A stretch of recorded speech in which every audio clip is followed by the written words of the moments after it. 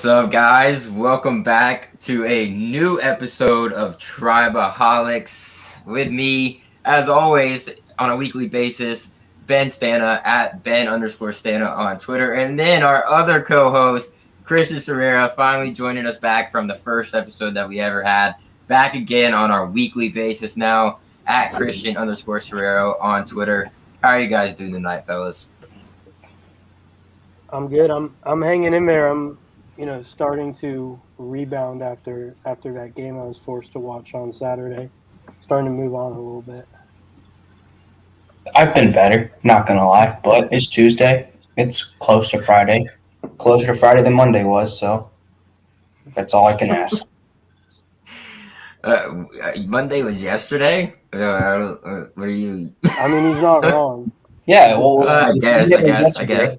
So it's 3 days till Friday instead of 4. That's what I do on the weekdays. I live for the weekends. I just sit and wait in my room. It's very sad. Oh man, I get it.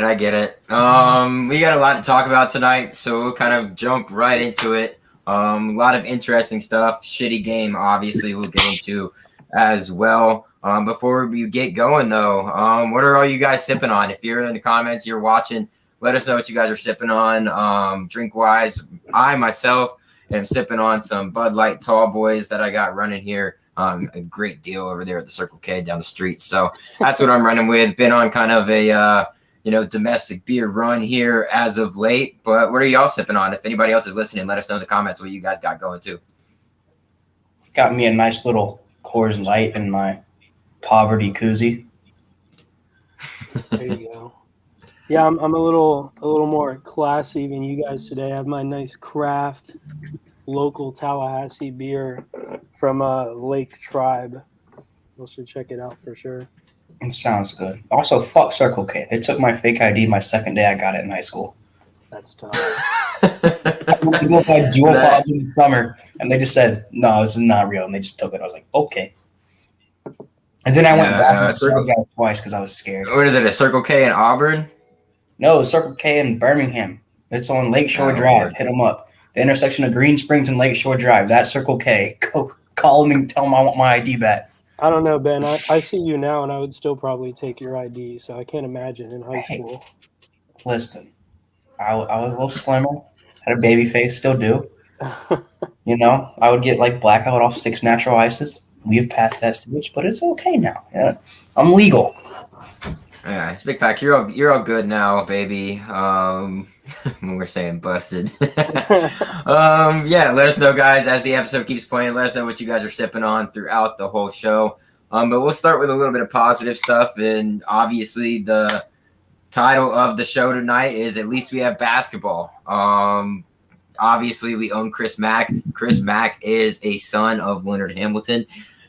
With Mike White, of course. At least we got basketball, and that's what we're going to be going into right off the bat here. A little positive note, 2021-2022 basketball schedule. While I pull that up, guys, I know Ben pays a lot of attention to it. I don't know if you do, Christian, but if you guys want to go ahead and, run down what we're looking at here while I show the screen, and, if you think that our schedule is pretty favorable heading into the 2021-2022 season. Yeah, I'm a pretty big fan of it. We don't have too many tough road games. February is going to be a bitch. And when you pull it up, you'll see how February is a bitch. But otherwise, you only have Duke. There it is. Wow, you could have done better than that. Yeah, I'm working on zooming in. Give me a second. It's not even working. Yeah, but we have it's Wake. There it is. Let's look at it. But if you go to February, we start with Clemson on the road. Then we have Wake at home. Actually, White? Yeah, White's away. Then Wake at home, Pitt at home, at UNC, Clemson at home, at Duke, at Virginia. So that's going to be a make or break time proceeding for sure. But aside from that, it looks really good. I think Purdue's going to kick our shit in because they're really good. But we should be going into February in conference play with 1 loss maximum and come out of non-conference play with 2 losses maximum. So we should be going. Is that Purdue game in the tuck? At Purdue. Okay, yeah, that's a tough one. I do always look forward to those Big Ten games. I don't know. I don't get as balls deep in the basketball stuff as you, Ben. I do look forward, though, to a few of the games. I always like going up to Raleigh when I can, because I've got buddies up there. It doesn't look like we play them this year, but I do like going down to Miami, too, because that's where I'm originally from. So Who we've plays got in Raleigh? good winning streaks versus both those teams. What team's located in Raleigh? NC State? NC State. Yeah, we got them January 1st away. Okay, there we go. Yeah, I might have to circle that one for a trip up north. And I know we've got I'm looking forward to, I believe it's Louisville on January 8th. Is that right? Yep. Yeah, that's my birthday game, so I'll be at that one, no doubt about it. Getting That should be after it in the good. talk. Yeah, I'm looking forward to Duke at home. Yeah, keep going. I'm gonna try to make it down to that one for sure, because I don't want to go to any more football games. Can't blame I you. kind of like I like how our schedule turned out. I think it bodes well for us to have a very strong, non-conference win-loss percentage going through there. So I'm a big fan of that. I think that's going to bode well for us. Penn to start the season, I think, is a little bit difficult for a non-conference game. Usually, Penn is a pretty good, lower level type team that plays other teams well when they're higher up. So I think that'll be a tough start. And then obviously Florida, but we've owned them for the past however many years, and Mike White is another child of Leonard Hamilton, so that bodes well for us. But looking at our conference schedule overall, I like it. You get North Carolina at home, Louisville at home is good as well. Duke at home, Miami at home. It bodes very well for us to have a very good, at home schedule for the ACC, ACC games, but. We still have to go on the road at North Carolina and Duke, which is always going to be a thing as well. So going on the road, those are going to be two struggles for us, as well as Clemson. I know Clemson's kind of been rising up the ranks here in college basketball as of recent. So ACC going to be strong as ever, man. They're going to really, put it forward to us. But where do you guys see us ending up? Do you see us making the tournament? I feel like we all can agree on that. But how far do you think we can go? Just looking at it, I know we haven't really seen a lot of these players that have come in, but we've got a good solid guys like Matthew Cleveland, Caleb Mills, obviously the transfer from Houston, and some other guys as well. How do you guys see us shaping up, making the tournament, and how far you think we'll go? Yeah, it looks like we're at a point now with how we've done in the last 4 or 5 years where you almost expect it, which people would have never said about us before in basketball. There's actually a Instagram post that was getting shared around a lot on 247 earlier in the week that said there's 4 teams in the country who have won a game in the last 4 NCAA tournaments, and we were on there. So it seems like we've taken a step, but it's going to be now, can Florida State maintain that? Can they have consistency after that impressive run they've had? And I mean, Ben, you could probably tell us more about who's going to step up, if it's going to be Worley or any of those incoming guys. But you almost expect it just because it's Coach Ham and just because he's been doing it so many times in a row now. Yeah, there's a lot of unknowns going into the year. We're going to have to – I think this year we're finally going to play a little bit more small ball, rely on the guards. I know Austin and No Game Day said Caleb Mills is a fucking stud, so that's going to be very useful for us. Right. I think he's been like, even when he was at Houston, he kind of showed out a little bit. So like him transferring over, I think he's just going to absolutely bring this class together, especially from the point guard position. Yeah, but it's really going to depend on how our freshmen play, to me, honestly, because we did lose a lot of production. So I could see us being anywhere from like a 2 or 3 seed to a 7 or 8 seed. I think there's a good chance we could start rough and finish really hot as the freshmen start playing more like sophomores and make a run, kind of like we did in the 17 and 18 team when we were really young, and we put together a big run and started playing our best basketball in March. So I wouldn't panic early at first. So Florida State has the impressive record right now. It gets shared a lot amongst fans where since 2016 we've only lost 3 games in the Tuck. If I gave you a number of over under 1.5 losses at home this year, where would you go? Oh, that's actually really good. Let me see what we got. I would probably lean over just because it's kind of an unknown with these players. But whenever the Tuck is absolutely packed, it gets rocking in there, man.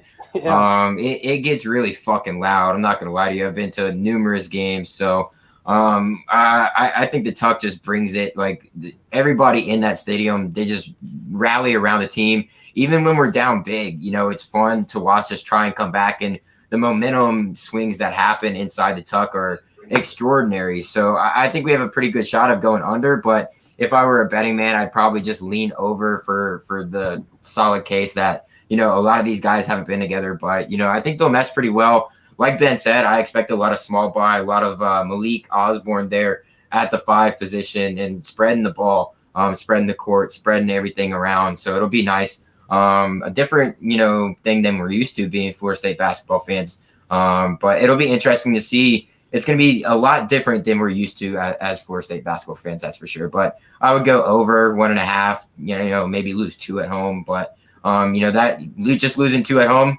throughout this, long schedule would be great for the home record still there at the Tuck.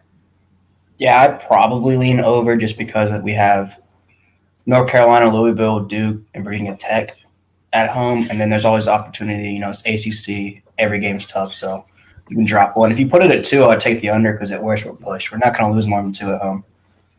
I can agree with you guys on that.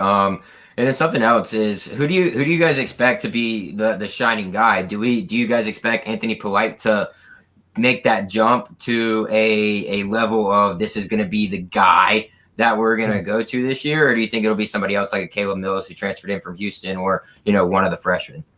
It's going to be Polite. He's going to be our best player. He was arguably our best player behind Turk last year. The kid's a stud. You can go look at my old tweets. I made up for that. I used to hate him. Now he's like one of my favorite FSU guys ever. He's just so good at defense. He can pretty much do everything. So it's gonna be him, Mills, and hopefully one of the big guys can come and step up and make an impact.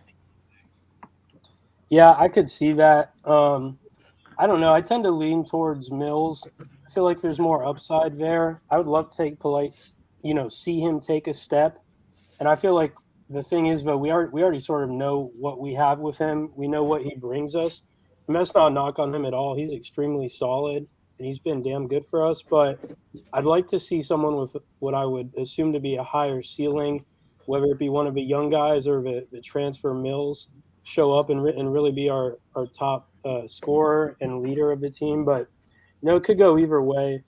I do think, I don't want to knock Polite, because he's really been that guy and he's shown up in a lot of big situations. But I'm not sure if he's a number 1 guy. I like him as a strong second or third best player.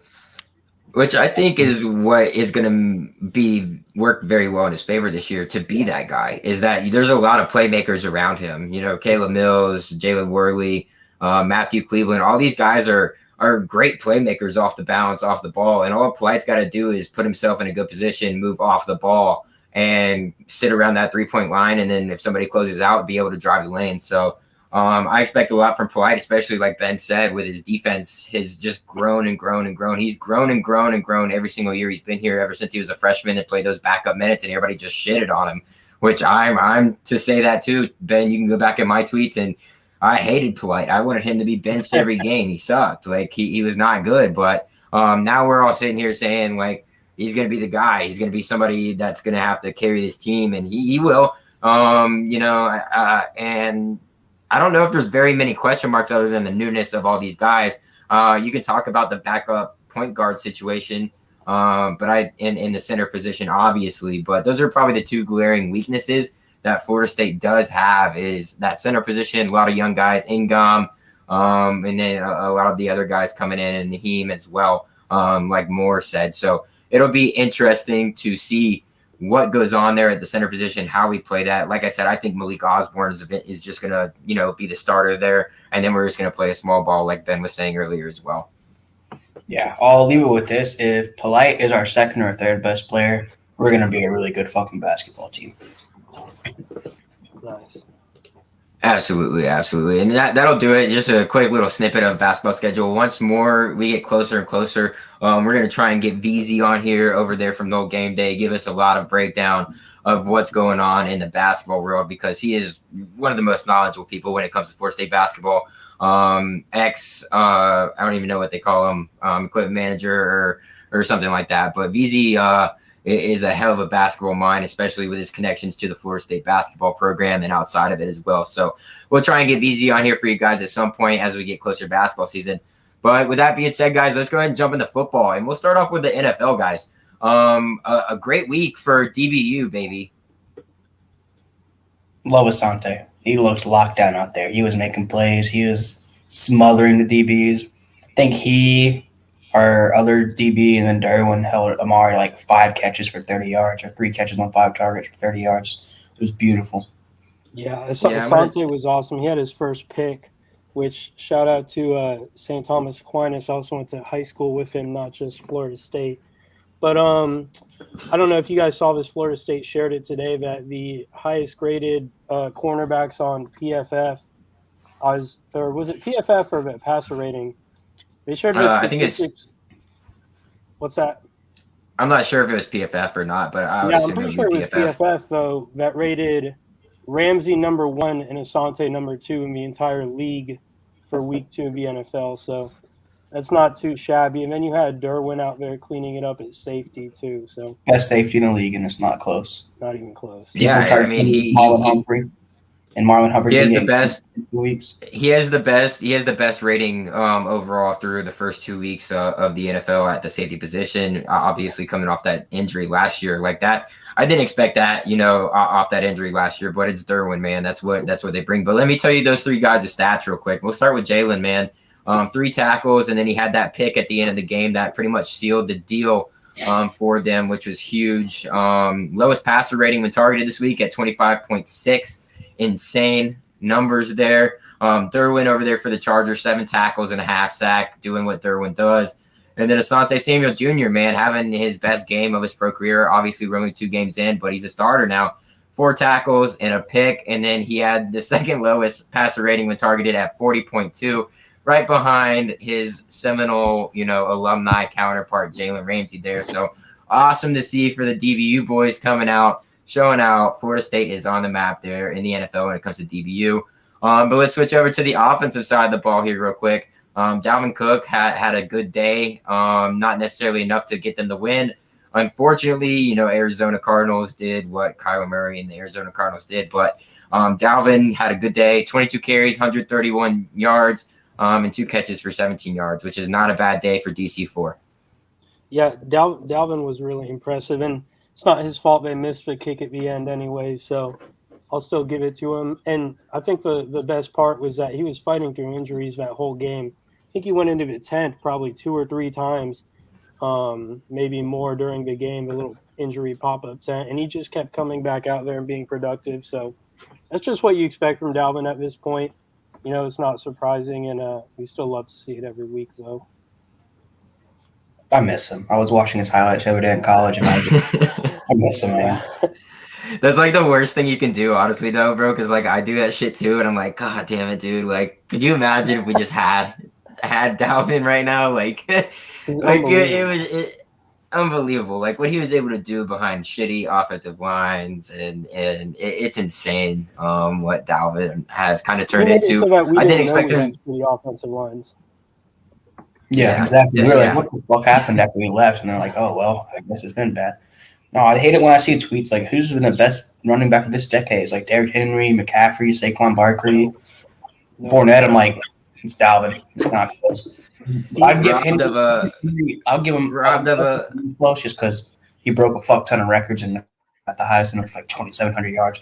But aside from those 2, it's not really close. Robbed of a Heisman invitation, not picked in the first round, dropping to the second round because of off-field issues, which is bullshit to be. Dalvin never even had anything go on off the field. So Dalvin got snubbed in everything, and now he's one of the top running backs in the NFL. So he deserves everything he's getting right now. But let's move on, man. The kicker competition on, was it Thursday Night Football last week? Yeah. I guess we played Graham Gano. The kicker duel, man. The 2 FSU kickers going at it, both 100% from the field in the respective field goal, man. Dustin Hopkins versus Graham Gano. Y'all go ahead and give us the lowdown on those 2. Yeah, I thought it was good. It was great to see. It was sort of bittersweet because you think back to the Notre Dame game and the kicker situation we've had in general since Ricky since the Ole Miss game. Ricky's one good game as kicker, but it was good to see those guys out there, and it's good to see them, getting a lot of hype online and people jazzing them up, because that always comes back to FSU. Yeah, it was real cool watching my opponent have Graham Gano and drop 22 on me. That was great. Nice. Yeah, you kind of got shafted in fantasy for that, but Hopkins went 3 for 3 with a long at 49, obviously kicking the game winner after they called the timeout. He missed the one right before the timeout was called, and then had his redemption, was able to nail it, won the game for Washington. Graham Gano went 5 for 5 with a long at 55 yards, so that 55-yarder probably did you in there, Ben, in your fantasy team, but it was awesome, man. They lost 77 to 95. It didn't matter.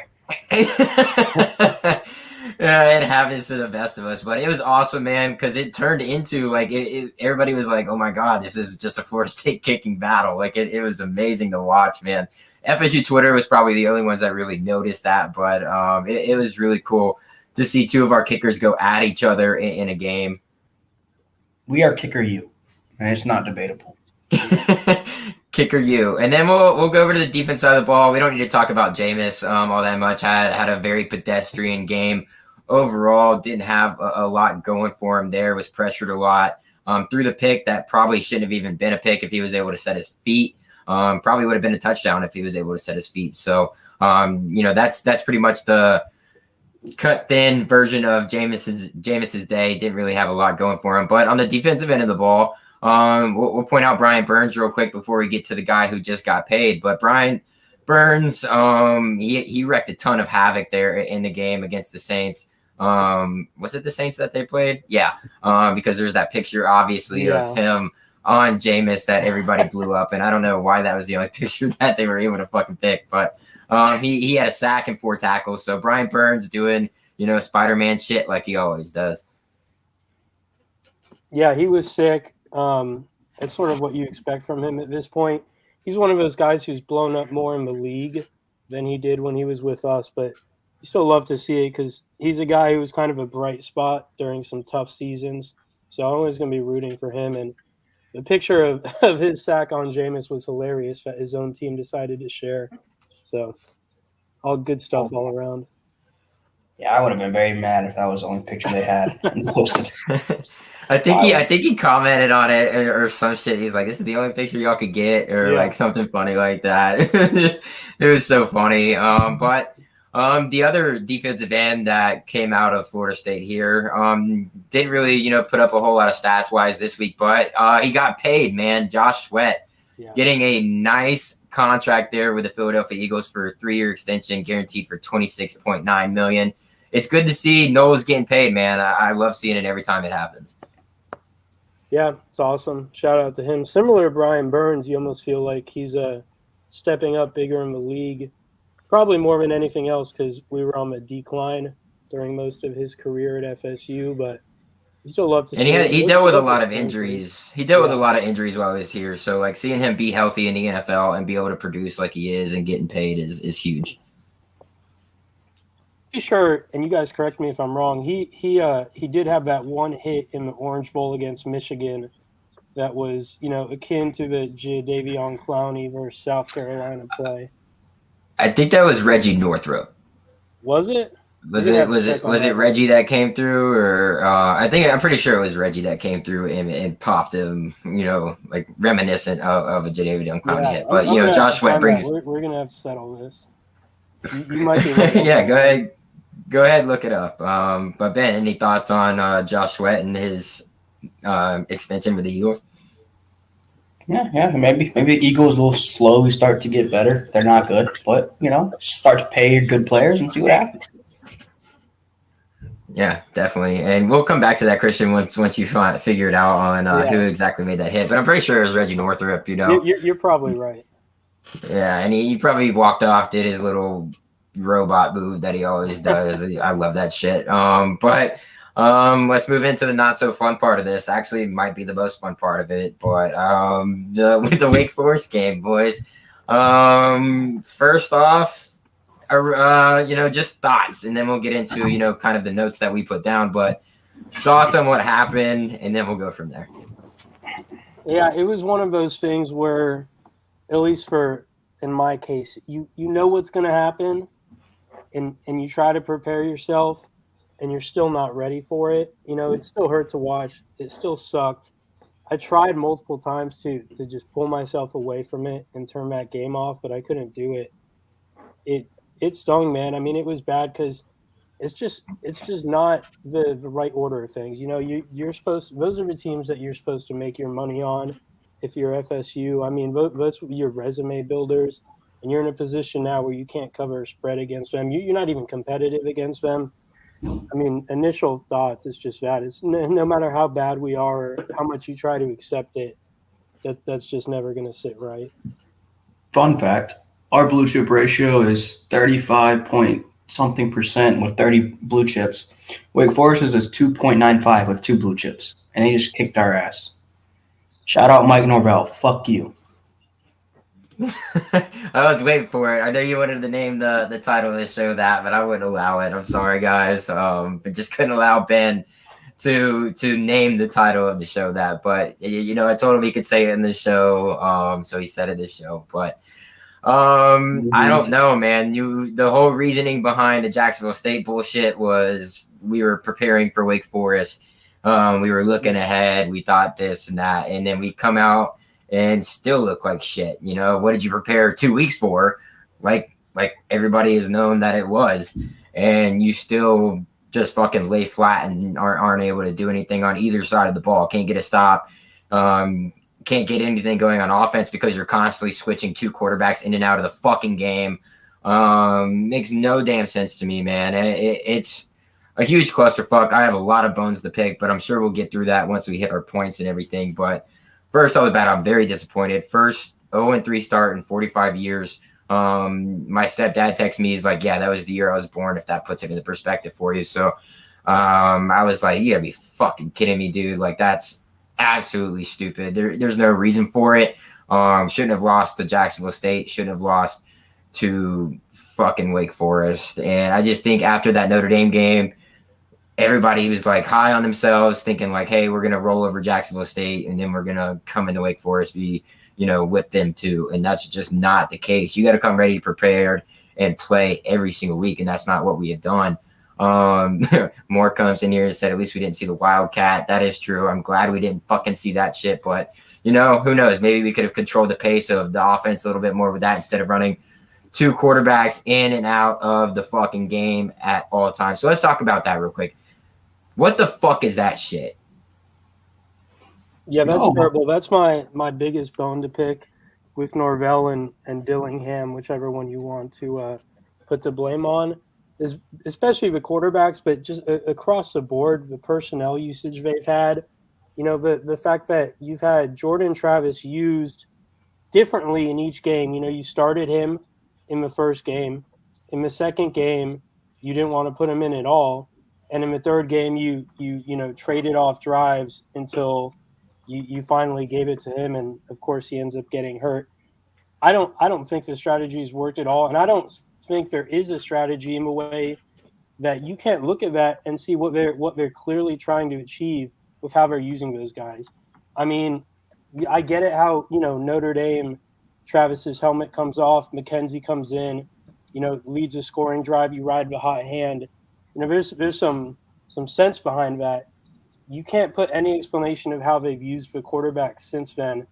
On top of that, I mean, the personnel usage across the board is just, I mean, I'm not a football coach, but it's ridiculous. I mean, Trayshawn Ward has been the best player on this offense by a long shot.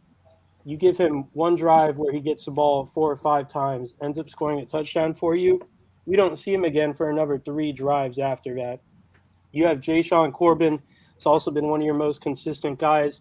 You're taking him out to put in Toa Philly, who's, back there tap dancing. There's a million examples of this. You have Ja'Kai Douglas scored that monster touchdown, the 80-yard pass from Travis in the first game that kept us in it when Notre Dame was threatening to really pull away. Haven't seen him since then. I mean, you could point at it a bunch of different ways, but I think the one bone to pick that people should have with Norvell that they're ignoring is the personnel usage, the players he's putting in and the players, more importantly, he's keeping on the sideline make no sense. I mean, Ben, you're going to glad to hear me, sitting here, going against Norvell, and which I have not been often doing this year, but it's almost puzzling. It's frustrating. I mean, I'll rant on it because it just blows my mind. I don't get what they're trying to do.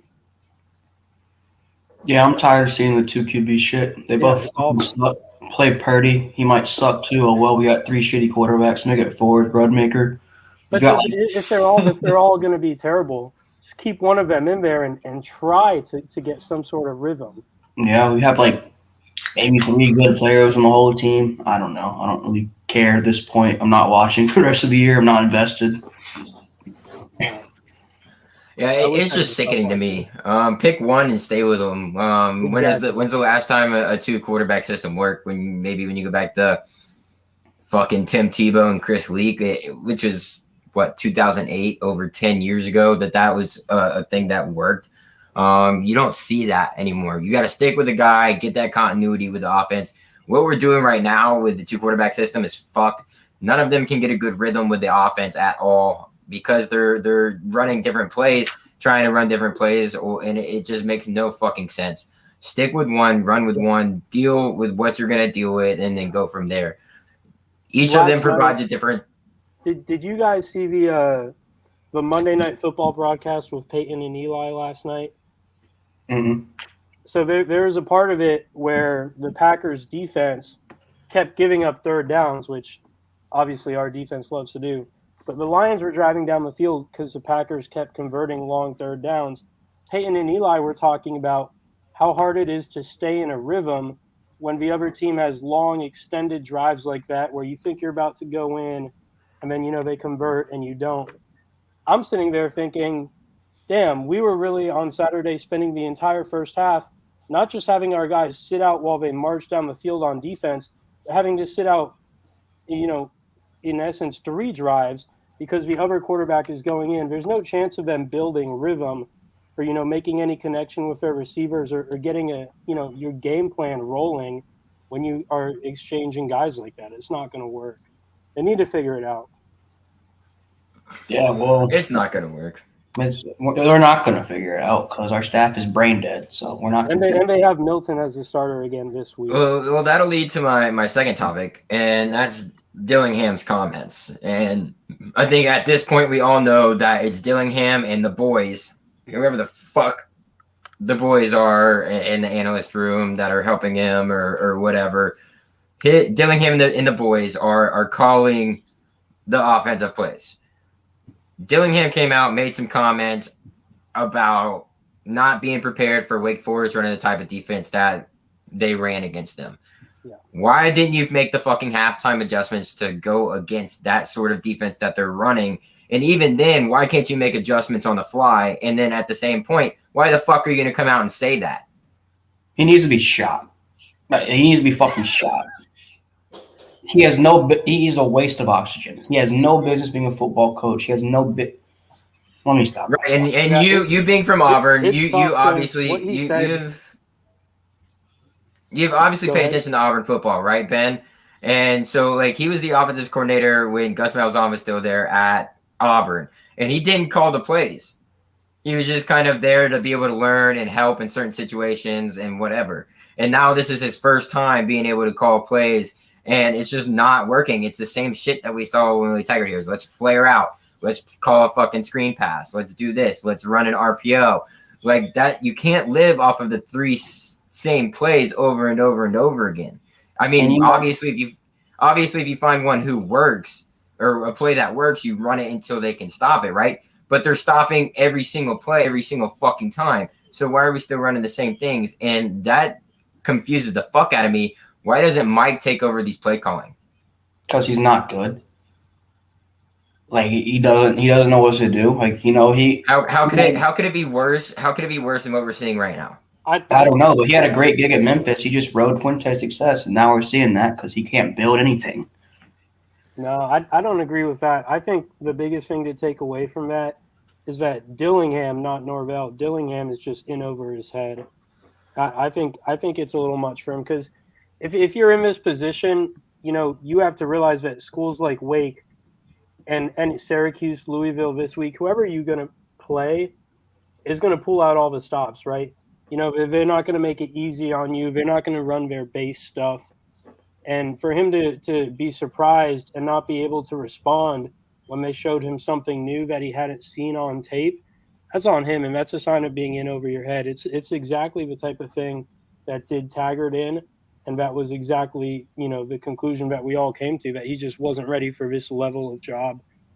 I mean, I think Norvell's going to have to make a change because Dillingham's not it. He kind of talk about riding on coattails, on Norvell's coattails to get that Auburn job, and he reunited with Norvell the second he could.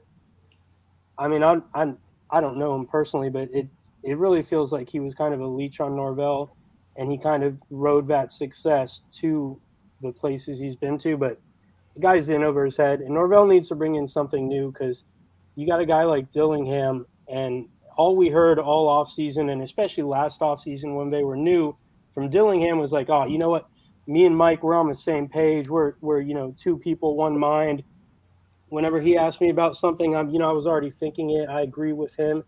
Norvell needs a new voice. Norvell doesn't need a yes man who's going to agree with him on everything he says or every game plan he makes. He needs a guy with more experience who's seen more things, who's going to be able to, show him where he's wrong. Whereas Dillingham has openly said, me and Norvell, we agree on everything. Yeah, I can agree on that, absolutely. And I know Bud and Ingram Smith on the Nolecast mentioned that, Dillingham is being real. Reelingham is what, is going on Twitter right now. Yeah, you can be real as fuck, but you can still be also fucking. How did you? It's not wrong because he was straight up honest. We get that, but it's fucking. That's not what you do. Like, I'm sorry, that's just not what you do. Like, you have to do a better job of making adjustments. Yeah, there you go. I have to do a better job. You take full responsibility for it, which I guess he kind of did in a way in his statement, but like it wasn't blatantly straight up like that's on me. It was like we weren't ready for it. Well, no shit, you fucking weren't ready for it. We see it. We saw it. It shouldn't come as a surprise to him that he has to make adjustments in the game. Okay, he's an offensive coordinator at this level. It shouldn't be something he has to learn just now, that he's going to have to adjust to the way that teams are playing us. Okay, that's what tells me he's in over his head. I think he would have more success if he had someone in the booth playing Madden and just every play he just hit the Ask Madden button on offense and they chose one of those 3 plays. We'd have more success. That's literally what it seems like, bro. He's like, oh, this play looks good. Let me take a guess with this one, and then it's like the same 3 plays: RPO or a shovel. Or not a shovel, or a flare, or a screen pass, or like those are your 3 plays when you get from Ask Madden. That's what you get. We should have seen that when he learned under Gus Malzahn. We should have just known that was what was going to happen, but we ignored it. So that's also our fault. I guess the whole thought process behind it is like, oh, maybe he's ready to take that next step now. He's been to enough places. He's learned a lot. He should be able to take this next step, but he is still living in his old self, to where he's not ready, like Christian's saying, he's over his fucking head in what he has to do as a offensive coordinator by himself, and he can't live up to the expectations that are expected here at Florida State or in the ACC. Yeah, when we score like 10 points on Louisville next week, he won't be here for week 5. He shouldn't be. And then, we'll go over to the defensive side of the ball here real quick. Adam Fuller, do you guys have anything to say about that? Do you put it on the players? Do you put it on Fuller? Do you put it on both? What do we see there? Our secondary is getting ripped apart. I mean, even our best corner, who we all love, and Jarvis Brownlee, can't do anything because everybody's trying to play hero ball out there. And Jarvis Brownlee seems like one of the only guys who's trying to get the whole secondary together and be like, why aren't you motherfuckers helping me out here? And it just doesn't seem like it's coming together. Yeah, Jarvis is great one-on-one, but he can't always win one-on-one battles. It's not going to happen. It's just not the case. I don't know. I don't think his play calling's been terrible. Like, he's actually called pretty decent games. So I think it's more on the players on the defensive side than he. But no one likes him. That's not helping his cause either. So like none of the offensive players like him, none of the defensive players like him. And I feel like the Right, coaches. and it's being called what now? Third and Fuller. Yeah. Yeah, And I mean, it's become a bigger topic this week. And obviously, this stems from the fact that the results have been terrible. But a lot of stuff that people are saying this week is that, he can't connect with his players. He can't motivate them. He's dealing with these kids from the South and from South Florida in the inner city. And he's a white dude, white as it gets from Boston. And it might be an unfair, critique on him. But I think there's definitely something behind it. The talk going around that he can't get these players to get up and keep fighting and keep giving their all. I mean, this is I could have just as easily said this about the offense, but I think it's glaring on the defense that they've gotten worse each game, and that's the players have to have some pride. But when you're getting worse and you're regressing each week, that ultimately falls on coaching more than anything else. And he's the face of the defense, so he's going to take that blame. But I mean, you could put it in a number of places. Obviously, Marv takes a lot of heat, and even Coach Woodson. I mean, he's extremely popular because of the guy he's recruiting right now and has committed to us. But if you look at the way that his guys have played each week, it hasn't gotten any better. And I think he'd probably be getting a lot more heat if not for the two players he has committed in Hunter and McCall. I think it's tough coaching on the defense. I think on offense, you're missing talent to go with your coaching. On defense, the talent's there. I mean, the defense, you could look at the recruiting rankings. I don't have it in front of me. The defensive talent is leaps They're and loaded bounds with beyond the four offense. stars. Yeah, They're loaded with 4 stars, and then and transfers five, yeah. from, and then also transfers from SEC schools who are supposed to be a level above us, right? And that's one of the people that I personally want to pick on. But I know Ben has shown his discourse for one of them as well, in Jerry and Jones, not doing anything on the secondary, and I just don't understand why the secondary is playing as poor as they are. Why are there lapses in the mental aspects of the game to where you guys can't communicate with one another on who's taking this crossing pattern, who's not? And some of the guys, they're not quitting. Obviously you see the strip fumbles after a big third down given up, like that's huge with Shaheem Brown and those guys, but those are younger guys. Those are the younger guys making the play for you. What about these older guys that have been here for a while, that are the 4 or 5 stars, are the transfers for their 4th, 5th seasons, whatever it may be? I just don't understand why there is no correlation or communication or anything between them to be able to step up in a moment and be like, hey, this is our time. We need to step up, whatever. And it's just not happening, That's got to come back to coaching, though. I mean, it's got to, but I don't think a coaching in 1 week is going to change that. I don't either. But I don't either. The main reason I brought that up with the secondary is basically I'm trying to say I think Woodson is getting let off the hook. I don't think he's doing a good job. I think he has the most. You could argue the defensive line, but he has, if not the best, then the second best unit on that defense, and he's totally dropping the ball. I mean, when you have Dent, Brownlee, Travis J, to name the top guys as far as star ratings out of high school. And then you have Jerry and Jones, you have Dotson, guys who were supposed to be veterans, who came in and gave an experience level and veteran presence.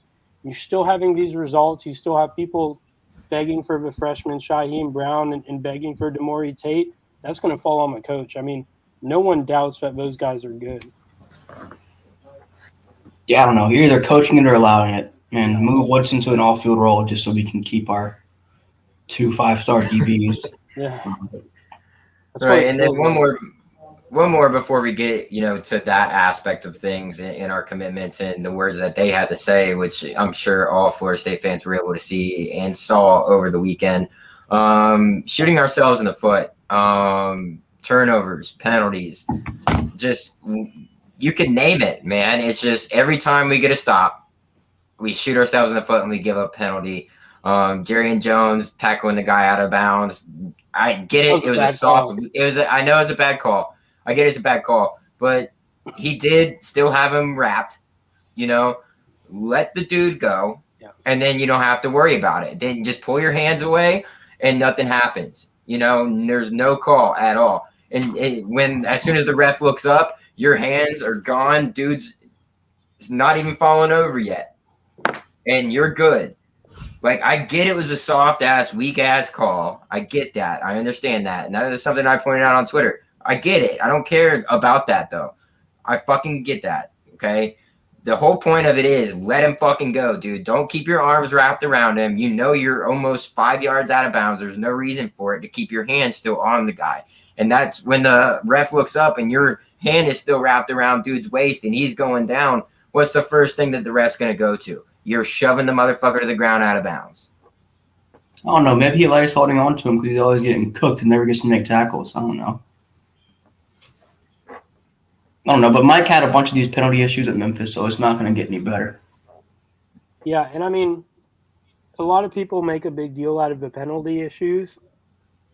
That's not, we had less than Wake Forest on the game, and they blew us out. So I don't think it's the biggest deal. I think it's something people like to bring up when the team is losing. But, I mean, there's plenty of winning teams like we saw last week. I think the problem is that the penalties, I think the biggest thing, the reason why people bring it up, Christian, is because they're in killer moments. They absolutely either kill a drive on the opposite side of the ball, or they give up a third down because of a penalty, and it kills the whole team. It kills any momentum that you have on either side of the ball whenever they do happen. I think that's the biggest point. Like if they were to happen and you're able to overcome them, like on first down or something of that, then that's whatever. That could be forgivable as long as you step up, make the right play the next down. That's all that matters. That's a great point, and I mean it's true, and you're right, and especially you can look at the roughing the kicker. The issue that I'm trying to get at and that I keep coming back to is that we shouldn't have 5 key moments to try and stay in the game against Wake Forest is kind of where I fall to on that. I mean, if we're a good enough team, we're blowing Wake Forest out to the point where the penalties don't matter. And I mean, I think we are a good enough team. I don't think we're playing like a good enough team. Yeah, that's fair. I mean, I don't have any disagreements with that. Yeah, absolutely. I get it. It shouldn't even come to that. But, I mean, the fact is that we're not that good of a team, and that's what you can't do when you're not that good of enough team. You can't give up those third downs. You can't I think you're right. Kicker. You can't rough the kicker. I think the one, I don't even remember who it was against, was it Notre Dame, that we actually roughed the kicker and they called it a running into the kicker. Yeah. This was more of a running into the kicker than a roughing the kicker type of play than it was earlier in the season for us. So I understand that. Like, that's on ACC officials, which has always been a fucking deal with us. That has been a problem constantly. But I don't like to blame the refs. I don't like to be that type of person unless it's completely obvious that it changes the game. I don't think it changed this game all that much. Other than it being on us, other than us making stupid penalties at those times and whatever. It didn't kill us. We should have won that game. We didn't win the game. We absolutely got blown out. But moving on from the game, after the game, committed players, obviously Jalen Early, offensive tackle, and Travis Hunter, the 5-star cornerback, on IG Live, coming out there and both making comments. Obviously, Quayshawn Sapp as well, going on there and making his statements that they're all still committed to leave them alone. Don't fucking talk about it. Y'all can listen to them boys if y'all want to, but I'm still committed. Yeah. What are y'all's thoughts on that? Because I know during the game I started getting very hesitant on if they would stay. But they immediately were like, nah, we're still here. That's that trust in Mike Norvell. That's that trust in the coaching staff. And you know what? I can see it too. So I don't know. And then what is the case here too? Off that, what are your guys' original thoughts? But Moore's coming in here saying, what if we go 0-10? I don't necessarily think we go 0-10. I think we probably get that win against UMass. over anybody. You know, if we win one game, so be it. We go 1-9, whatever it is. Do you still think those guys stay with us? And so those are the two questions I posed to you guys after those comments. I do. Get back to me at 0-6. No, and then get back to me at like 2-12, 2-10. Then we'll see. Then we'll see who's committed. I think you're going to see him stick. I don't know if you guys saw this, but that Travis Hunter quote that you just read off, Caleb, was actually posted on Instagram by 247 Sports, and he further backed up what he said in his IG live because he commented on it and he said, "Take this, Ben." He said, "We could go 0-10. I'm still a null." So I mean, I have no concerns about. You didn't say 0-12. I'm not worried about him. There are guys I'm worried about on the recruiting class, but he's definitely not one of them. Even before he said anything, I was thinking about other guys in the class as far as, you know, who's going to make some moves, who's going to start planning new visits. I wasn't worried about him at all. I mean, the guys you have to be concerned about, I think, are your Sam McCall types, your Travion Williamson types. I just don't think – I think Hunter will go 0-12. I mean, I don't think he's going anywhere. And you look at guys like Quayshawn Sapp and Jalen Early, they were coming out and saying how firm they were in their commitments. I don't even know where else those guys could go. You know, there's a lot of guys in our class who are like going to say that stuff, and I'm not sure that they even have other options because you could say our class is top heavy. There's some guys in there who are probably not, you know, as hyped up as the Travis Hunter and Sam McCall types. So I'm confident at the very top. I'm a little nervous behind that, and I think the bottom of our class is locked in. But, you know, even if you lose your second, your fourth guy, I think you keep Duffy. But, you know, you lose some of those skill players, you survive on that because the most important. Well, I think Duffy came out and solidified himself too. Yeah. So, but I mean, the most important part of his class is the O-line, the D-line, and Travis Hunter. And those are the position groups that were coming out and saying they're still locked in. So I feel good about it. If we don't get Duffy, who are quarterbacks next year? You got Jordan Travis and Purdy, who Duffy's not going anywhere. I don't think Duffy's going to go anywhere. I feel like Duffy's pretty much locked in after his comments to 247. Yeah, he said so. Yeah. Like I said, get back to me at 0-6 and get back to me when we're 1-9. And then we'll see so it all comes back. It all comes back to December, right? We have how many months? We have 3 months until we have 2.5 months until we get to signing day. You have to realize though that in our recruiting class, there's 2 guys, okay, Travis Hunter and Sam McCall, that could probably pick any school in the country, okay, and behind that, and including AJ Duffy, who I think is a stud quarterback. Including him, I mean, spots are filling up. You know, there's not a lot of top tier schools who still have, you know, an open spot for a new QB. So, I think his comments now are good. I don't think he's going anywhere. If we do get to 0-6 or 1-10, like you were saying, Ben, I think at that point, I mean, he's locked in either way because quarterback recruiting happens early. So, especially for him, I'm not worried about. I think your number one concern has to be Sam McCall and has to be holding down the trenches. That's fair. Yeah, absolutely. And then something that you brought up, Christian, let's visit and adjust our preseason record predictions real quick. And then, you know, see where does our team go from here? Yeah, I mean, it's tough. I mean, if you guys could tell me if you disagree, but I look at the schedule and I see Syracuse as a toss-up. I see UMass as a win. I don't know if I'd give us a better than 50% chance to win any other game. I mean, it's freaking depressing.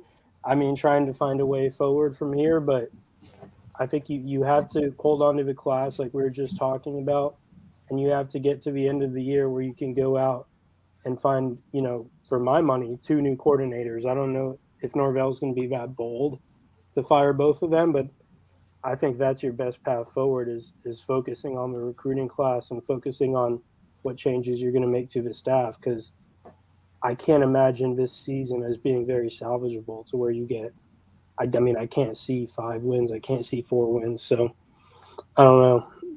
Yeah, What do you my thoughts. I put it on Twitter. I said we might beat Syracuse and we should beat UMass, and we'll be lucky to beat Boston College. But best we're going 3-9. Yeah, and it's tough because I mean, you look at the things going on in the ACC. I mean, Syracuse is god awful. Louisville, I mean, they just had that good game versus UCF, but they've been extremely inconsistent. Boston College quarterback out for the year. NC State lost their best player, who is their stud linebacker.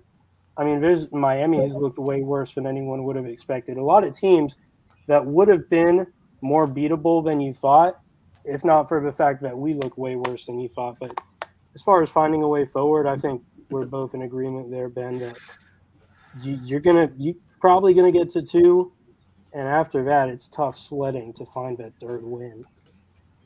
Yeah, I think I had us at 7. Coming into the season, I had us at 7 wins, which, if we win that first game, I think this is, we win that Notre Dame game. I think the confidence is there. We go out and win Jacksonville State. We go ahead and win this game too, and you start off 3-0.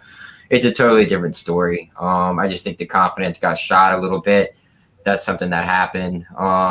But looking at the rest of our schedule, obviously Louisville, our next game, Syracuse, UNC, UMass, Clemson, NC State, Miami, BC, and Florida. The schedule does not get any easier for us heading into the second half of the season at all. I mean, UNC is still ranked, Clemson still ranked, Miami might eventually make their way back into being a ranked team by that point when we play them. And then Florida, I still believe will be ranked too.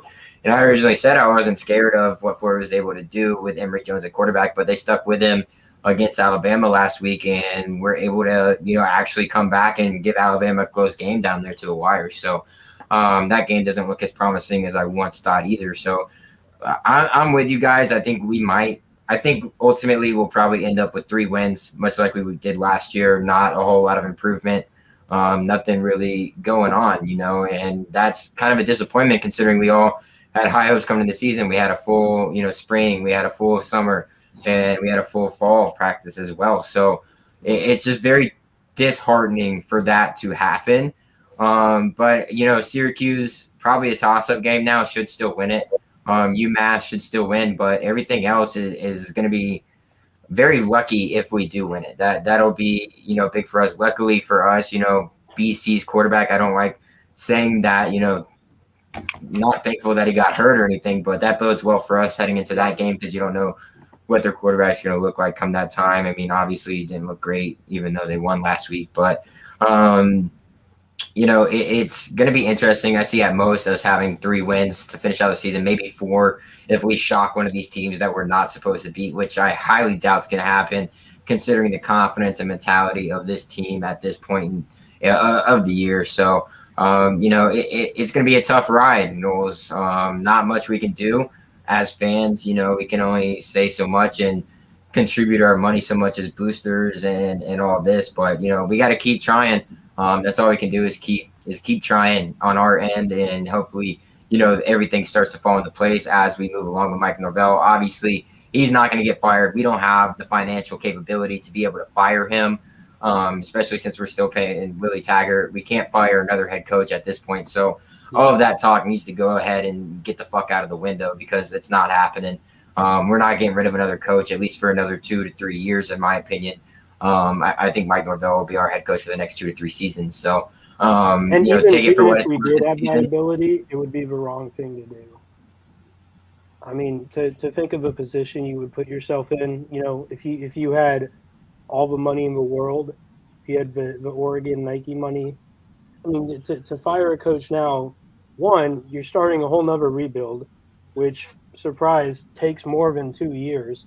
And 2, who's going to come coach at a school who fired 2 guys before they got through the end of their second season? One, who his second season was, should be considered his first because of COVID. I mean, it's anyone calling for that, anyone calling for Dion, calling you out. Dion wouldn't have lost to Jacksonville calling out State. Booger McFarland. I mean, I don't even want to talk about the Dion nonsense. He wouldn't have lost. He would have a win by now. I'll say that. I know. It doesn't matter. He is not, like, I don't even want to fucking talk about it. He is not the caliber of coach. He is not the caliber of coach, period. Neither is Mike. Maybe if he brought all of his NFL boys with him, like maybe, but like at the same time, like that's not going to happen. We're not going to pay those guys what they would be paid. I know Jacksonville State probably can't either, but whatever. But a good question here from Moore. Do you think a win this weekend could change anything for the rest of the season moving forward? Yeah, I do. I think it'd be huge. I mean, because when we're at a place right now where we all just talked about 4 wins being your absolute cap, with 2 or 3 being your most likely. And I don't want to speak for you guys. I don't think any of us are expecting a win this weekend. So when you're talking about your cap being 4 games, and if you could get a win that we don't think we're going to get, then, I mean, yeah, that would change the outlook for the season. I don't think it's a realistic shot. That's probably, tipping my cards to what I'm going to say when we give our Louisville predictions, but I don't see it happening. Ben? Yeah, I mean, it'd be some confidence early on. Maybe it could stop us because I feel like we go 0-6, everyone's just going to give up at that point. But maybe a win here and we get a little confidence, and then we got Syracuse, get back to 2 and 3, maybe have a little bit of life. But aside from that, yeah. Right, which I think if you win this game at home against Louisville, you got a home game right after that against Syracuse, right? So that's 2 home games in a row, and if you get those 2 W's heading into a road game against North Carolina, at least you build a little bit of confidence as a team to at least try and make it a game. At least try and make that. Maybe we got a shot. You're kind of like the players are like, you know what, we can still save the season at that point. So yeah, a win here. Well, I don't even think they'd have that mentality. I think they would probably be back on their high horse. We're 2 and 3. If we beat North Carolina, we're back even, and then the whole season's wide ass open at that point. At that point it's wide open. Well, I guess. When do we play UMass? So and then we play UMass after that. So like even if you lose that game, you could still eventually get to 3 and 4 after the North Carolina game, and then you still have, Clemson after that and NC State, and then like I said, the rest of the schedule is not easy. It's tough, but if you have confidence, 2-0 going into that North Carolina game, that is huge game changer in terms of confidence for the football team moving forward, because if you win that game, you're 3 and 3. You're back in the mix to be able to just get a bowl game, and that's what you should be fighting for at this point. You're not going to win the ACC. You're not going to make the college football playoff. Obviously, not going to make the college football playoff. Now your goal should be just fucking getting to 600 or 500 so you can make a bowl game. And if you have the confidence coming off a win against Louisville at home and a win against Syracuse at home, and then having to go on the road to North Carolina, you might see the best game we might see all year, other than the Notre Dame game to start the season. So it'll be interesting to see what happens. But yeah, I think we can all agree that a win this weekend would make huge waves in terms of what can happen for the rest of the season. Yeah, it's still a pipe dream though, so let's not get ahead of ourselves. Yeah. It's still a pipe dream. None of us are hanging our hats on it. So. Take that for what it's worth, but that's what it's going to be. Moving forward, looking at Louisville, guys, I'll let y'all take it over. Speaking of being able to win this weekend, what are we looking at with Louisville? Like Christian said earlier, they have been pretty inconsistent up to this point in the season. They did play a pretty good UCF team, and they beat them. So what are y'all's expectations for this game? What do y'all see? Their quarterback obviously does everything for them. Scott Satterfield, the second-year head coach there as well. What do y'all expect for things to happen in this game, and then predictions as well? If we are a smart staff, we will just make Cunningham throw the football. Just rush, blitz, QB contain, make him beat us 1-on-1. If he does that, it's kind of like what we did against Notre Dame.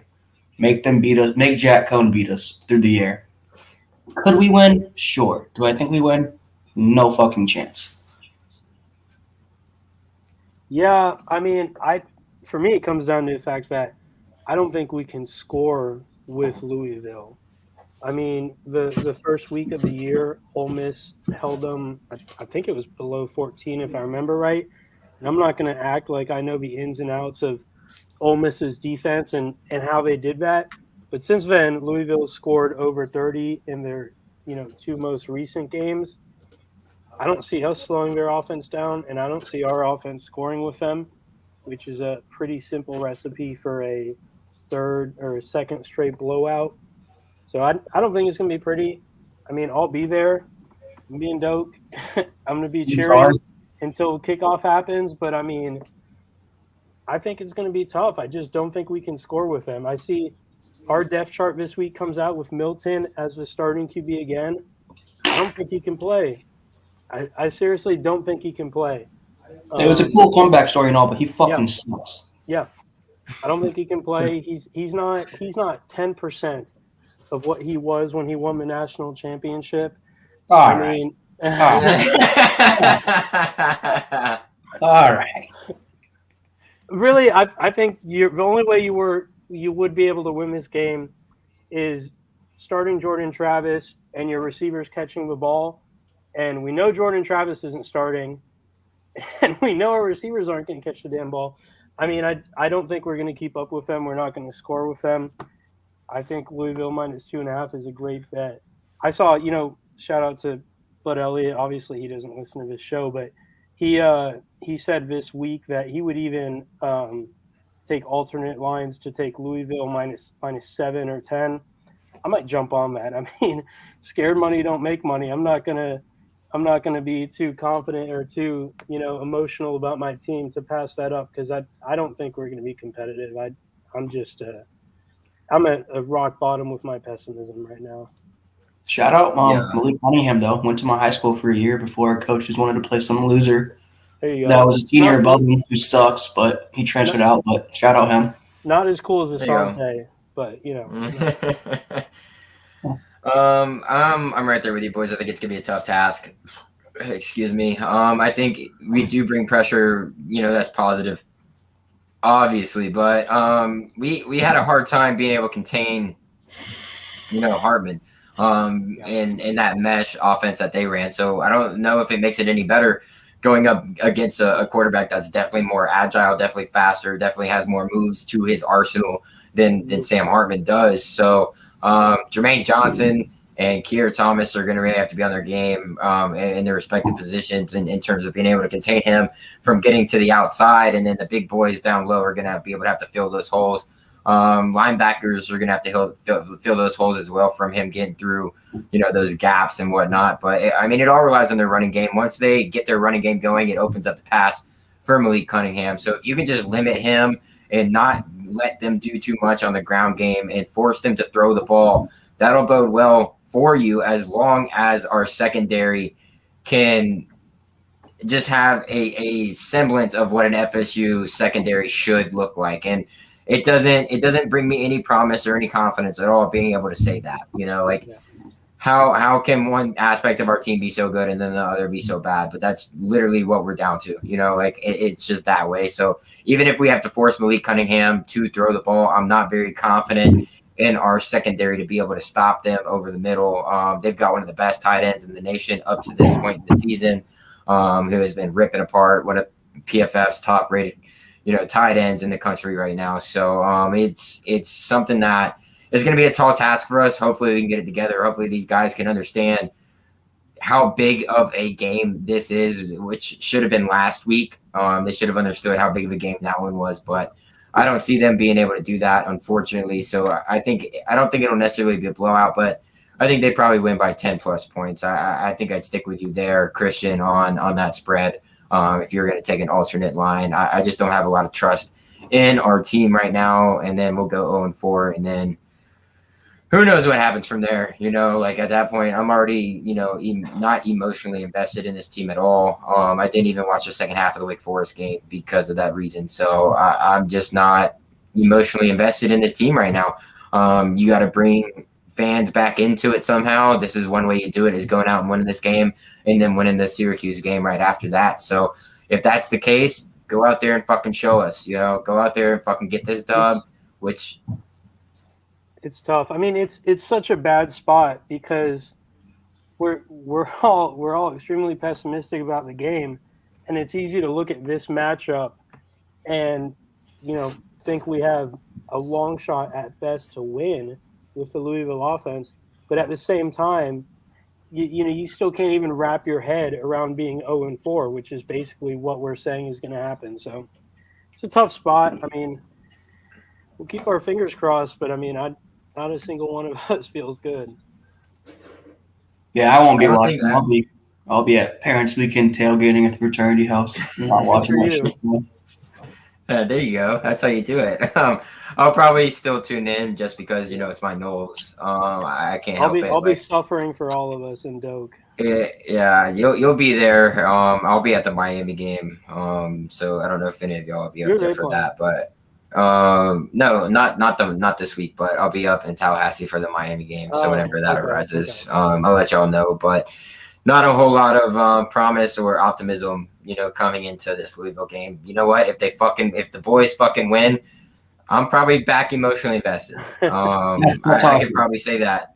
If they go out and win this game against Louisville, I might be emotionally invested again because if you come to Syracuse and play like you did against Louisville after you got a win, then I'll be very happy going to that North Carolina game and definitely be on my hype train, ready to go again. As long as that's the case, but like we've all said, it's a fucking long shot, not very likely to happen.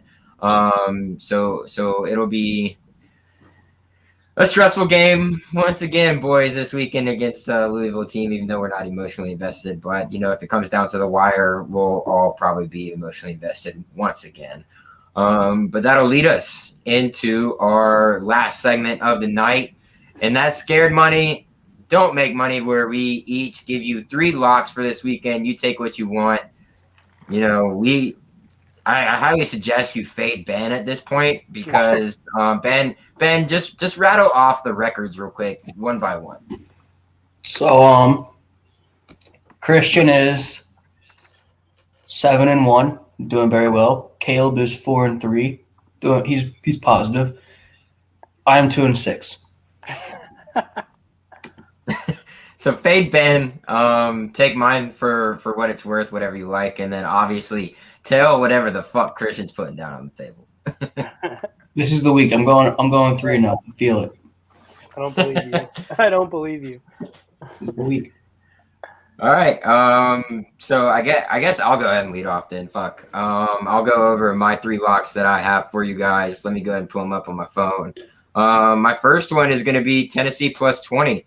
Florida coming off an emotional loss at home. They were able to come back, get back into the game against a very good Alabama team who a lot of people thought would blow out Florida, and Florida ended up coming back, making it a game late. So even with Emory Jones. But I think after that emotional loss, Florida kind of comes back to earth a little bit. Unless we see Anthony Richardson, AR-15 is what I like to call him. Dude's got a fucking gun on him. So, but I think Tennessee plus 20, if it even rises a little bit to plus 21, hammer the fuck out of that. That's a 3-touchdown spread in an SEC game. Tennessee's been hanging around in a lot of the games they're in. They don't look awful, but they don't look good. So I think they might be able to hang around here in that Florida game. My second game here is going to be Michigan State. Okay, go ahead. What do you got to say, Ben? Dan Mullins beat Tennessee by an average of 22 every year he's been in Florida. And then I'm right on the line. All right, I'm right on the line. And then after an emotional loss to Florida or to Alabama, I have a good chance of hitting that. I think it bodes well in my favor. I know it's probably not the popular pick. Is it at Florida or at Tennessee? It's at Florida. You're an idiot. I know that's not a very good look, but I mean, I'm sure the public is going to be all over Florida in this one. They're going to be all over Florida minus 20, which I like to do. One of my things is fading the public. I like to fade the public. That's what I'm going to do here. I'm fading the public. I'm going to go with Tennessee plus 20. I bet you could wait and let the week go on and get a better number on Tennessee. Get at 21. That's what I'm saying. If you get it at 21, I feel like you're going to get it better than that. If you get it at 21, buy that hook up to 21.5. Yeah, I think you could definitely get a better number on Tennessee, and I like your pick. It's not going to be one of my 3. I don't want to, kind of follow you or copy you like that. Yeah, let's go one by one here. Let's go one by one here. All right, yeah. You have one, Ben, or should I go? Yeah, I'll start with my I like UVA minus 4 at Wake. Their quarterback's thrown for like 300 yards in like 4 straight games. I don't know. They've been playing good, and I don't know. Wake Forest may have a little letdown game after such a blowout. I did some research. And the people of knowledge like UVA -4 and the over. I think that could be a big shootout. So, I'd also go with the over on that one. I don't know what it is, but it's probably going to be a very high-scoring game because neither team has a real stout defense, and both teams can sling it. I like UVA -4. I think that's going to hit for you, and I think it's going to make us feel even worse about our team. So, yeah, it should hit. I think UVA is a much better team than Wake Forest. It should hit. Is Virginia at home in that game? At Wake. At Wake. They're getting 4 points. If it dropped down to -3, UVA is a touchdown favorite neutral site. If UVA dropped down to -3, I'd like it a little bit more, which could possibly happen with it being a home game and the money coming in from the public. So that's that's 2 in a row that we're going against here, even though UVA is favored. They are going up against a home Wake team, which Wake is not a bad team. I think they're pretty decent, but I like UVA -3 or lower, but I don't know if I'd take them at -4. I think it might be a close game. all right, I will take us to the West Coast. I'm picking Oregon at home to cover a 27-point spread versus Arizona. This is like I think this is probably the biggest value pick or the easiest pick I guess I bet I had to make this week. I can see Oregon's. I'm looking at like a high 40s, low 50s for Oregon, and a 10 or less points for Arizona. I mean, Arizona is 0-3, just like us. I think that Arizona's one of the only teams we could probably freaking beat right now in the Power 5, if not the only team. I just think they're awful. They lost to Northern Arizona last week, which is, probably just as tough a pill to swallow as Jacksonville State. They're in a bad spot. You won't see books put spreads at much more than, high 20s to low 30s, but I'd take Oregon by as much as 38, 39. I'm taking Oregon -27, and I'm extremely confident on that. I like it. I think it's a good pick. I tend to stay away from large spreads like that. I don't like doing them. I know it's probably pretty much every gambler's perspective. They don't like taking large spreads like that. But Arizona is not a good football team, and Oregon is a very good football team. I think they're very underrated this college football season. And don't forget, Oregon was one of my preseason playoff picks on this show. So I've got to ride with them. Yeah, I like it. My only worry is if Chris Ball takes the wheels off at some point, and then you get a bunch of backups in, and then Arizona gets that backdoor cover. That would be my only worry there for you guys in Oregon covering that 27 points. Yeah. You want to swing us around to your next one, Caleb? Oh yeah, shit, forgot. My turn. Michigan State at home versus Nebraska, only favored by 5 points. Michigan State at home, coming off a big win at Miami. Miami is a much better team than Nebraska. So I like Michigan State to easily cover this. They probably, huh? Were the comments necessary? What comments? Somebody's on the thing. Somebody's on the main page commenting for us. It's probably Christian because it's not me. So, I'm gonna change that. Actually, I still will be. If I get all 3, I'll still be under 500. Yeah, that sucks, man. But that blows for you. I like Michigan State to easily cover this game at home against Nebraska. It could be a letdown game. Or a trap game per se is what everybody calls it in the gambling world. But I think they come out, handle business. It might be closer than everybody thinks in the first half, but I think they start to pull away, take shit a little bit more seriously there in the second half. Cover those 5 points fairly easily. They probably win by 14 plus, in my opinion. Yeah, I think it's a trap game, but as my dad likes to say after I bet on Kansas, you can't polish a turd, and Nebraska is just really bad. So, Michigan State is clearly a better team, so I don't really think they'll have any issues. I'd take the alternate spread up to like 13 points, 14 points. Yeah, easy cover for Michigan State. I'm surprised none of you guys picked that. I was surprised that none of you guys. That was one of mine, but I wanted to stay away because it seems like a trap. I'm glad I got it. One of my other ones is going back to the big spreads. I've got on the Plains Auburn to cover 27 points versus Georgia State at home. I think they played probably a playoff caliber Penn State team really close and probably could have won that game if they didn't get hosed on a couple of really bad targeting calls and pass interference. But also Brian Harsin. Bo Nix looks like a completely Bo Nix, baby. He looks better this year. He looks really good this year. And they've beaten both of their shitty teams by like 50 to 60 points combined. Or like each. Like they covered the Alabama State spread, which is 48 points by like 11 or 12 extra points. I don't see Georgia State scoring more than 10. I see Auburn putting up 40 to 50. Same situation with Oregon, Arizona. I've got to right one of my wrongs, and on our Saturday live show where we had our fill-in hosts, I came out swinging at Bo Nix, and I picked Penn State to blow them out of the water. I won't say I had to eat my words, but I had to eat my words a little bit because he had a much better game than I would have thought.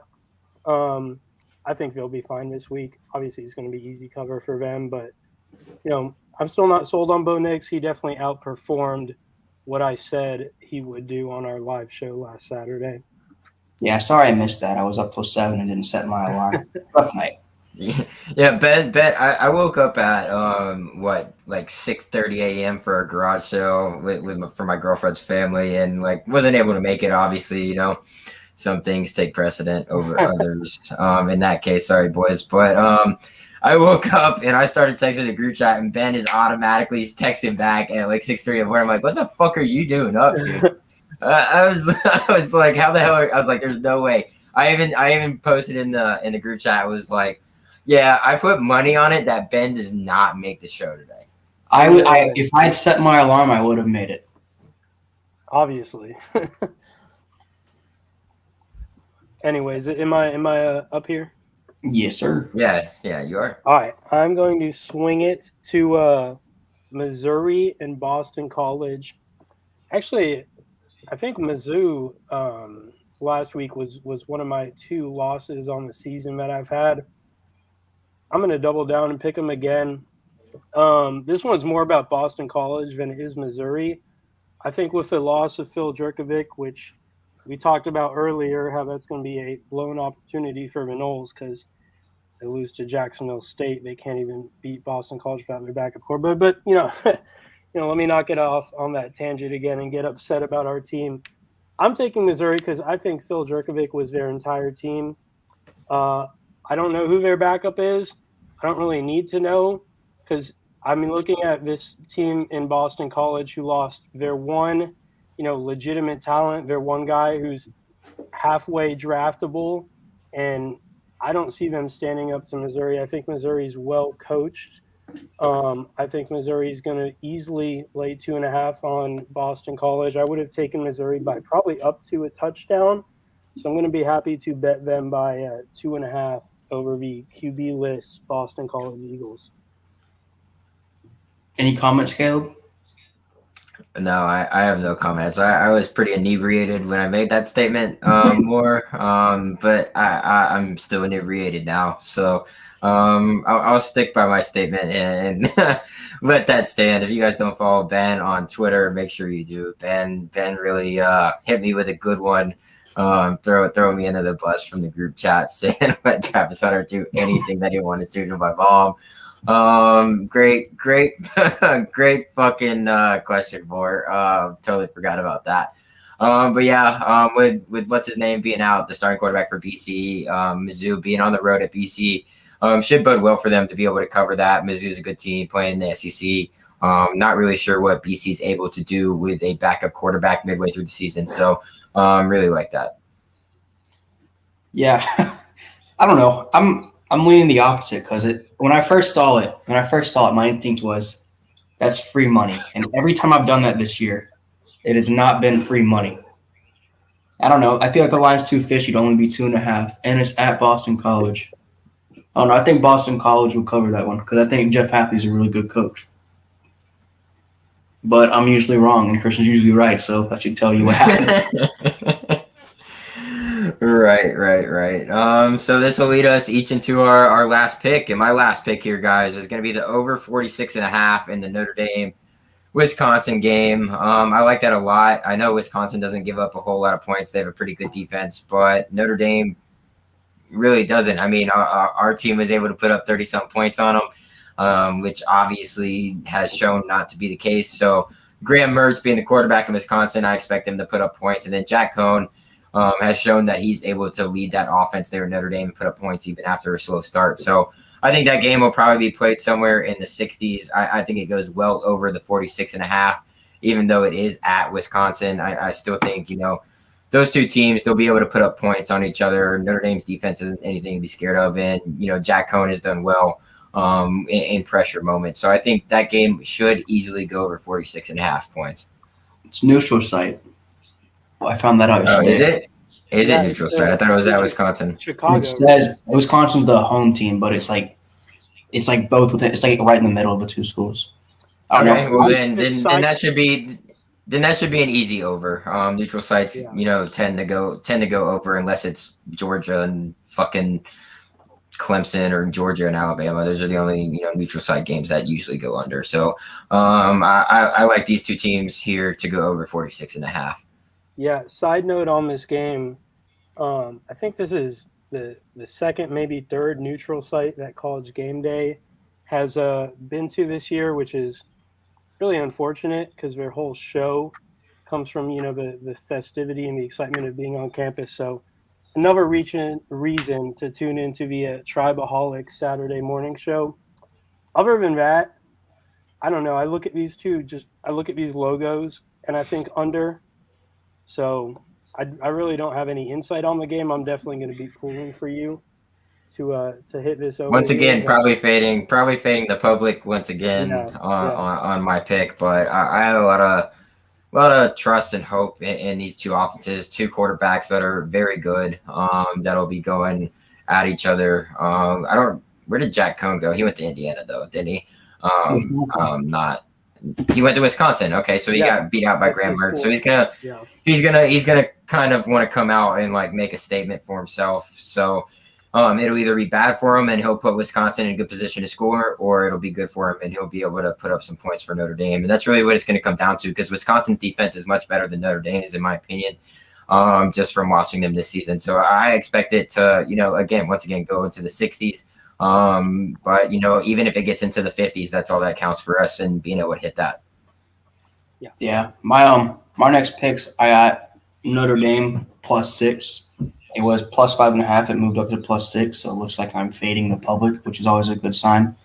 But I don't know. I feel like it's kind of like a make or break week for Notre Dame. This year they only returned 3 offensive starters, so it's week 4. They're starting to get into a rhythm. Their offense looked a little bit better each week going forward, and they finally played like a decent game and beat Purdue and covered. And I just don't really have any faith in the Wisconsin offense after watching what they did at home versus Penn, or was it on the road or at home versus Penn State? I think it was at home. Yeah, they scored 10 points and they just couldn't really find the end zone at all in the red zone. Yeah. So I see the game being a pretty much of a slugfest. So I would lean under, like the public is thinking, and I think it's anytime it's a slugfest, if you can get a 6 or 7 point cover, chances are this game is decided by 3 or less, in my opinion. So I like Notre Dame to cover that, win or lose. Yeah, I think it'll be a close game. Yeah, I think it's. Shit. Go ahead. Go. No, I think it'll be a close game. That's why I have the over. I think the closer the game is, the more likely you are to have an over outcome. So I think that's a pretty good pick there for you, Ben. And then, like you said, they're gaining momentum, getting more comfortable with each other on the offensive side of the ball. So I like it a lot. Yeah, I like it too. I like both of your picks on this game. If I were putting my own money down, I'd probably lean towards Ben, taking it with the Notre Dame plus money, just because I feel like this is at most a field goal game. But I think those are both two good picks. All right, am I going to throw out our last one here? Over to the team that I'm pretty sure, if I remember correctly, I've picked on Scared Money Don't Make Money each week, and the team I also picked to go over on their season win total of 6.5. I'm going to take NC State to keep it within 11.5 at home versus Clemson. The biggest reason for me to take this is, well, there's two things. One, I'm riding NC State this year. You know, the Noles are down, and I know they're in our same, you know, division inside of the ACC. But I'm riding NC State. I like their quarterback. I like their defense a lot, and I've spent a lot of time there because I had friends who went to school at NC State. It's a good place to be around, and I think that's part of my pick here. I think one, it's at home for the Wolfpack. It's an extremely underrated environment at Carter Finley. It's going to be tough for Clemson, and especially it's going to be tough for Clemson's offense. We just watched that offense struggle versus Georgia. Okay, we were able to excuse that because it's the best defense in the country. You know, carried over 2 weeks later, we watched that offense struggle just as much versus Georgia Tech. Not the same story there. I think they have serious issues on offense, and they're probably going to win this game. But with the issues with DJ and their offense in general not being able to put up points, 11.5 is just way too much money or too much points for them on the road in that Carter Finley environment. I'm riding the Wolfpack all day here. I feel really good about this one. Clemson, probably just like they did against Georgia Tech, you know, they squeak out most likely a close win. But I think it would be extremely surprising to see Clemson go ahead and beat the Wolfpack by more than 11.5 points. This is a confident pick for me. Yeah, I'd be more confident. Go ahead. Good. Okay. I almost picked, you know, Clemson to cover this because they are coming off of that close win against Georgia Tech. I know that they're, you know, on the road here in Carter Finley, which is a hard place to play. We know that. You know, that is something Florida State fans know very well. It's not fucking easy to go in there and win, even when you're good. Like it's hard. But I almost went against you, but it's a lot of points, you know, 11.5. It's a lot of points there for a Clemson team that hasn't really shown a lot on the offense side of the ball. And Georgia Tech is not the same type of caliber of team as an NC State is. So I mean, Clemson was at home, right, against Georgia Tech as well, if I'm correct. So they should have smoked them. And now you're going on the road in Carter Finley, which I don't even know what time the game is, but if it's at night, expect those fucking NC State fans to be liquored up, saying all kinds of shit, maybe even spitting on you. It's a 3:30 game, but you're exactly right about those fans. I mean, I've been there for a 3:30 football game. I've been there for basketball games. I've been there to watch the Carolina Hurricanes. I mean, whatever it is, those people are intense. I mean, there's something about NC State, and they've been my pick all year, but I'll shit on them a little bit. Those fans have a little brother complex to schools like UNC and Clemson and Florida State that is kind of a weird thing, but you see it come out when they get bigger games hosted in Carter Finley because, I mean, they go nuts for it. I mean, they're aggressive. They're mean. It gets nasty, and the thing is they're right up on you, too. Shitty to me. I've been in games versus Florida State in Miami down there in North Dade County, pretty far from Coral Gables. But I've been to those games. I've been to games at NC State. I've been to games at Auburn, and I think some of the most like small dick but aggressive energy fans are NC State. I mean, they'll get after you, and they're not going to let up on Clemson because they taste blood in the water. They know Clemson has been totally underperforming this year. And not to mention, I mean, I'm totally ignoring the things I like about NC State on the field, which is, one, Devin Leary. I think they're going to put up points. With that in itself is a problem with Clemson. Clemson can't score. And two, their defense, especially their defensive line, going against this Clemson O-line especially, and Clemson QB and DJ, who's just been struggling to find any rhythm. I might talk myself into taking a money line pick here. I mean, I really like NC State to cover this. I'd love to see Clemson's season be ruined already. Yeah. Beautiful. I mean, I think we all would, but I mean, going back, Carter Finley. I've never been there, but just hearing the stories and knowing what their fans bring to high-profile games, they are ruthless. Y'all think Florida fans are bad. Y'all think our own fans are bad. You think Miami fans are bad. Like, we get it, but these fans are right up on you. Like, if you just watch it, just from the TV, you can tell that the fans are right up on you. They're right up on the sidelines. They're talking shit the whole game. They're throwing shit. They're spitting at you. From the stories that I've heard, that's what it's like. And they're saying all kinds of shit. So it's going to really get to their heads if you are Clemson. Luckily for Clemson, it's not a night game, because if it was a night game, it would be 10 times worse. I will give shout out to NC State. I call them Small Dick Energy. They are great fans, and they have an awesome tailgating scene. I think that is probably better than what we have in Tallahassee. So it's not all hate from me. Welcome. Yeah. There you go. That's all we needed to go ahead and end this thing off. We had a packed show, a lot of shit that we went over. Basketball, NFL Knowles, DBU specifically showed the fuck out in the NFL. Went over the Wake Forest recap, really bitched about that, so that was fun. Previewed a little bit about Louisville and Malik Cunningham and what he's probably going to do to us Florida State fans and our Florida State defense. And then Scared Money, Don't Make Money, obviously coming in with the big picks that we got for you guys, the locks and everything. But any last words from you guys before we go ahead and log off? 50 days till basketball season. Yeah, I guess Christian doesn't have much more. So thank you guys for tuning in. It's been another episode of Tribaholics. Be sure to tune in on Saturday morning. I should be available for this one. The Shampoo Effect right there at the bottom of the screen, presented by Tribaholics. We give you guys a rundown of what we're going to see today for the Louisville game, what we're going to expect, dig a little bit deeper than we already did, during the week here on this episode, and then obviously get into our picks for the rest of the weekend games. So not just our locks, but everything else we got going as well. We thank all of you guys for joining in, and that has been another episode of Tribaholics, guys.